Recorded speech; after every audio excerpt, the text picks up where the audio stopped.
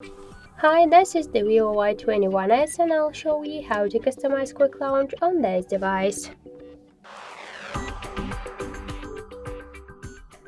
So first let's open the settings application, and after that scroll down to the shortcuts and accessibility, tap to quick action, and for example now we got selected the open camera app.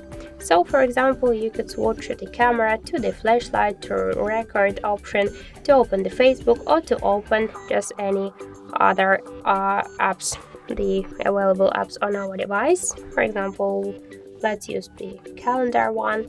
So just let's lock the device, press and hold the down volume button,